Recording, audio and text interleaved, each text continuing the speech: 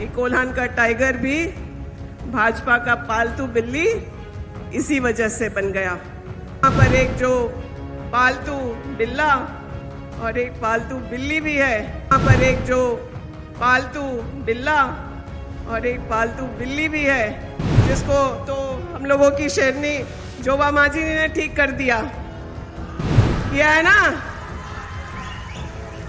समय आ गया है कि भाजपा के खराब मंसूबे को भी हम लोग जवाब दें और किसी भी हालत में झारखंड को, कोल्हान को बिकने नहीं देना है। मैं आप लोगों से प्रधानमंत्री आवास अब किसी को चाहिए कि अबू आवास चाहिए?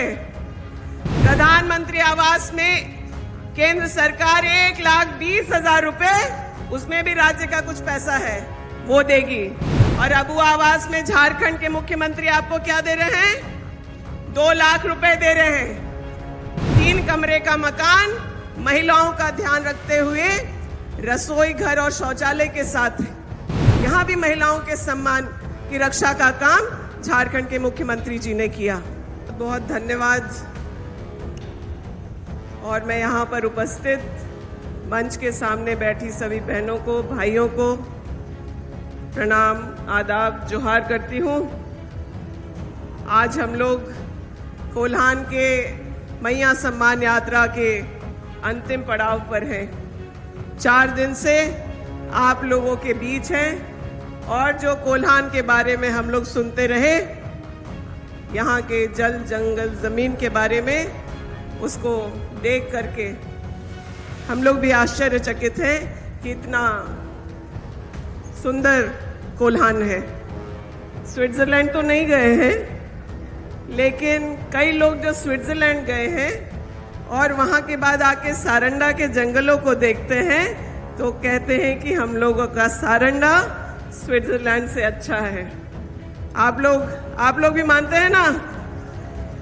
इस सारंडा के लिए UPA 1, UPA 2, जो आज इंडिया गठबंधन के नाम से जानी जाती है, उसने विशेष ध्यान रखा। सारंडा एक्शन प्लान बना, जिसके तहत यहाँ के जो आदिवासी भाई बहन हैं, उन लोगों को विशेष संरक्षण, उन्हें बुनियादी ज़रूरतों की, उनको पूरा करने की का एक्शन प्लान और उसको धरातल पर उतारने का भी काम किया गया। इंडिया गठबंधन की सरकारें जानती हैं कि आज कोल्हान पर क्यों नजर है भाजपा की। अपने कॉरपोरेट घरानों के दोस्तों को खुश करने के लिए अडानी और अंबानी को झारखंड बेच देने के लिए भाजपा सारंडा की तरफ देखती है, कोल्हान की तरफ देखती है। और मंच पर अभी आप लोगों के विधायक सोनाराम सिंकू जी ने कहा कि कोल्हान का टाइगर भी भाजपा का पालतू बिल्ली इसी वजह से बन गया।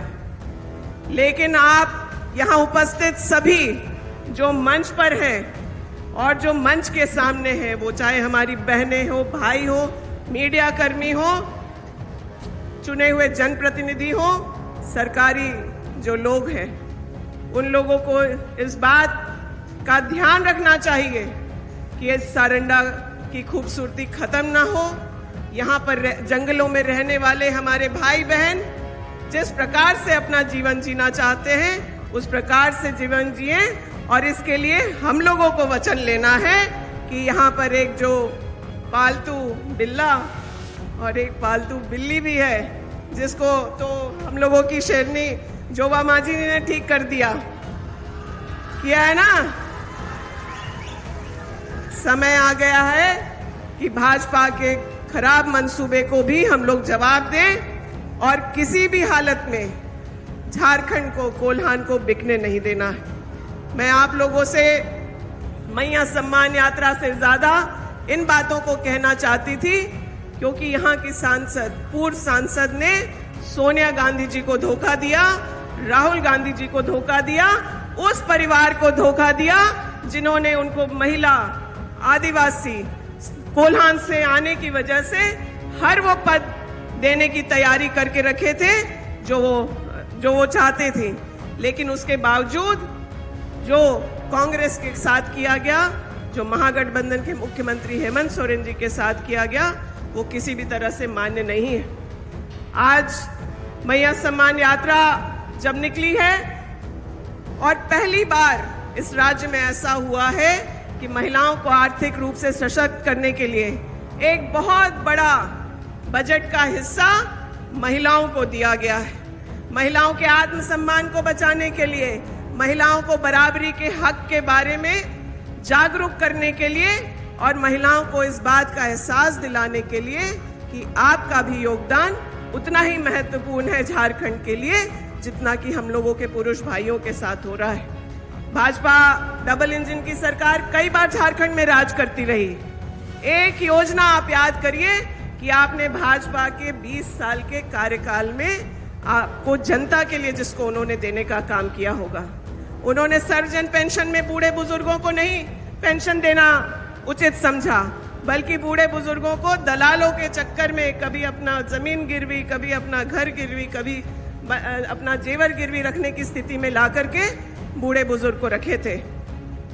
प्रधानमंत्री आवास झारखंड के लिए ही बंद कर दिया जाता है कि लोग परेशान हो और अंत में जब चुनाव आए तो मोदी जी आएंगे और बोलेंगे प्रधानमंत्री आवास ले लो।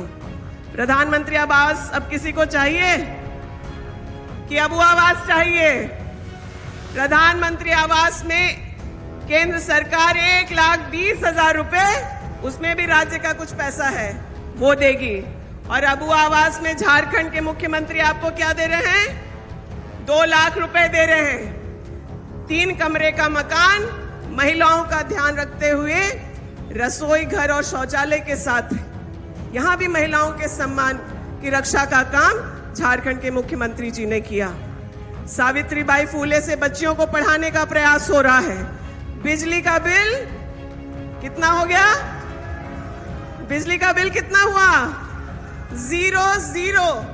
ये हम लोगों के महागठबंधन की सरकार ने, मुख्यमंत्री जी ने गरीबों को, जो जरूरतमंद हैं, जो परेशान थे अनाप शनाप बिजली बिल बकायों से, वो माफ करने का काम किया। और कृषि मंत्री हूं, कुछ अपने विभाग का भी काम आप लोगों से बताना चाहते हैं। जैसे बिजली बिल 0 हो गया, किसानों का केसीसी का लोन कितना हुआ?